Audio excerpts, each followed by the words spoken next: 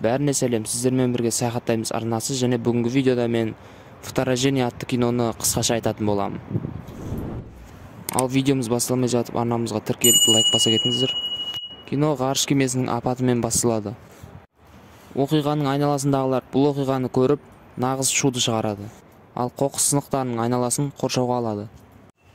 Ал кешке Кауфман деген сарапшы келеді. Әскерлер оған бұл сынықтар инфекцияның қайнар көзі екенін айтады. Және бөтен инфекцияның аймағы 300 шақырымға жетуі мүмкін. Бұл вирус өте төзімді. Ыстыққа да суыққа да төтеп бере алады. Кауфман шығып бара жатқанда, оған бір қыз жүгіріп келіп қаптаманың бір бөлігін береді. Және сэр, бұл біздің шатырымызға келіп түсті деп айтады. Ал оны алған бойда қолынан түсіріп алады да саусағын жаралап алады. Үйіне келгенде оны ит күтіп алады да ырылдап қашып кетеді. Кауфман ұйықтауға жатады. Ұйқы кезінде ол қандай да бір пленкамен жабылған.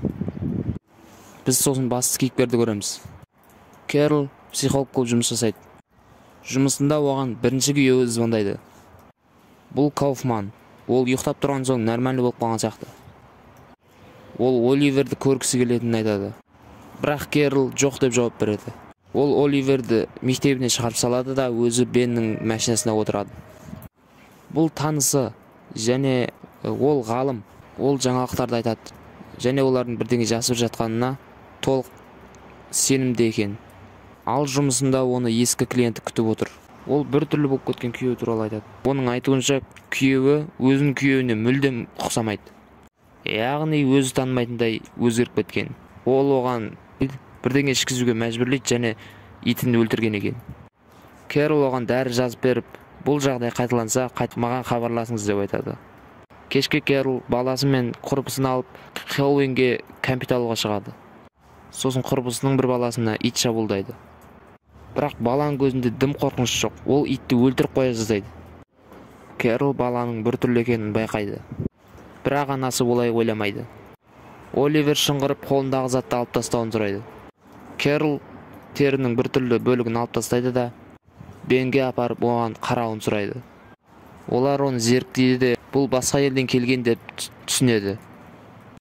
Дәл осы уақытта вирустың тарауын тежеу туралы мәселелер шешіліп жатқан жиналыста президенттің әкімшілігінің қызметкерлері мен түрлі сарапшылар отырады. Сонымен қатар Кэролдың бірінші күйеуі де бар. Официанттар оларға өздерінен шығарған сұйықтық қосылған кофені ұсынады. Осы кезде Кауфман вирустан құтылудың ең жақсы жолы вакцинация дейді. Төраға ғылыми егжей-тегжейге қарап отыруға уақыт жоқ деп айтады. Кэрол көшедегі жігіттердің жағдайы жаман бола бастағанын байқайды. Ал холда әлгі әйелдің күйеуі келіп, өзінің әйелін күтіп отыр екен. Бірақ оның әйелі бүгінге жазылмаған. Ол өзін бір түрлі ұстайды. Кэрол әйеліне хабарласады және оның келе жатқанын көреді. Ол қобалжыған күйінде сөйлесуіміз керек деп айтады. Және приемныйда күйеуі отырғанын айтады. Клиент мұны естіп бұрылып қашып кетеді. Кэрол ұлын әкесіне алып бара жатады. Бірақ көшеде бір әйел келіп жабысып көмек сұрайды. Ол айқайлап, олар біздің арамызда деп айтады және адамдарға ескертуіміз керек дейді. Бірақ оның машина соғып кетеді. Ал машинаның ішінде бір түрлі еркек отыр. Оның қасына келген полиция да осындай. Әкесі Оливерді алып қалады. Ал Кэрол Бенмен бірге кешкі ас ішуге кетеді. Оливер көрші баламен ойнап отырып, әкесінің бір түрлі болып жатқанын айтады. Қасындағы бала да солай айтады. Әкесі шоколадный бірдеңе әзірлейді, баласына жұқтыру үшін. Вечерде Кэрол ресейлік дипломат Юриймен танысады. Және олар қызықты диалог құрады. Диалогта адам өркениетінің барлық жетістіктерге қарамастан, жан дүниесінің ішінде қарабайыр адам болып қала беретінін айтады. Және белгілі бір жағдайларда қорқынышты істерді де жасай алатынын айтады. Вечерден соң Кэрол мен Бен үйге қайтады. Үйге жеткен соң Бен сүйісуді қалайды. Бірақ ол дос болып қалайық дейді. Кэролдың үйіне бір түрлі жігіттер келеді. Ол санақ қызметкерімді өзін таныстырып, бір-екі сұрағына жауап беруін өтінеді. Ол бұл жерде бірдеңе дұрыс емес екенін түсінеді. Себебі қазір түннің ортасы. Ол ақылсыз көзқараспен есікті бұза бастайды. Ол қолынан түк те келмейді, тып-тыныш кетіп қалады. Ол Бенге қоңырау шалып үйіне шақырады. Азанда Бен Кэролге ұнау үшін құймақ әзірлейді. Көшеде көптеген адамдардың вирус жұқтырғанын көреді де, адамдардың вирустың кесірінен есі ауысып жатқанын түсінеді. Хатшы қыз оған шай алып келіп береді. Оны ішсе вирус жұқтырады. Бірақ үлгермейді. Оған Бен қоңырау шалып қалады. Ол оған лабораторияда досын нені анықтағанын түсіндіруге тырысады. Айтуынша, адам ұйықтап тұрған соң вирус оянады екен. Жұқтырған адам ұйықтап тұрса, зомбиге айналып кетеді екен.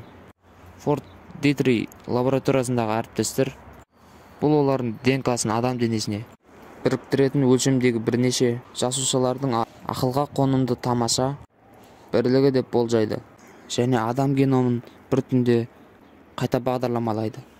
Дәл осы сәтте Чехия елшісі Людмила звондайды да Юрийдің қорқынышты болып кеткенін айтады. Олар Юрийдің үйіне барады. Олар Юрийдің ұйқыда екенін және көз жаспен қапталғанын көреді.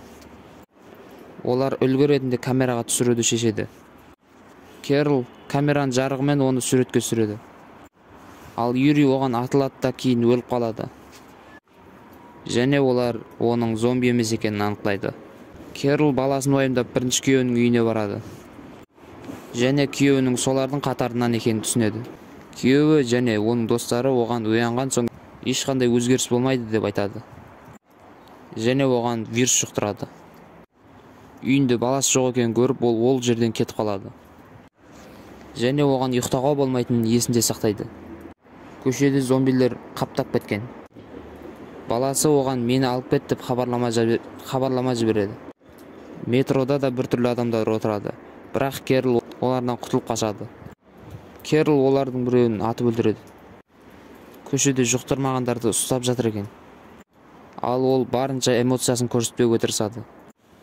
Үйінен баласын таба алмай, ол Бенге барады.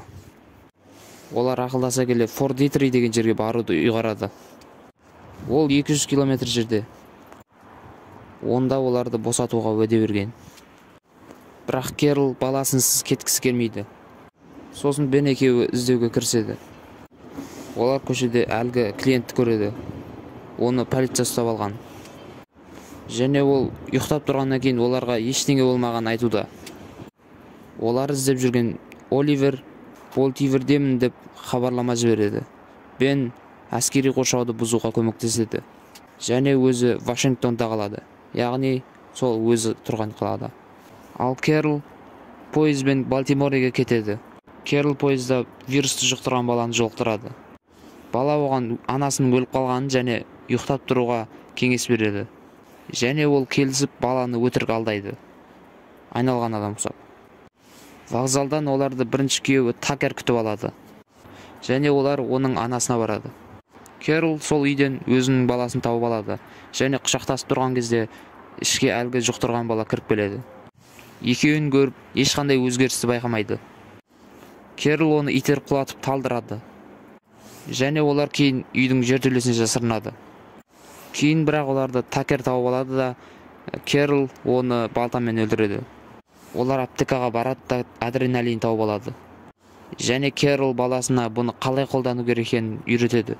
Және олар Бенді күтіп отырған кезде Кэрол ұйықтап қалады да зомбиге айнала бастайды. Сол кезде баласы адреналинді жүрегіне салып, оны аман сақтап қалады. Бен келеді. Сол кезде Кэрол оның өзгергенін байқайды. Бірақ оны өлтірмей аяғын жаралап, ол жерден қашып кетеді. Олар үйтіп жүріп, вертолетпен келген доктордың вертолетына мініп аман қалады. Жаңалықтардан су мен тамақ арқылы вакцинация жасап, және вертолет арқылы бірдеңе шашып жатқан көрсетеді. Бірдеңе болғанда вакцинация. В общем, вакцина. Доктор Галян интервьюда вирустың жойылғанын, бүткілдей жойылғанын айтады. Жазылғандардың есіне ештеңе түспейді. Ал болған оқиғаны түс секілді қабылдайды. Осымен кино аяқталады. Арнамызға тіркеліп лайк баса кетіңіздер. Келесі видеода кездескенше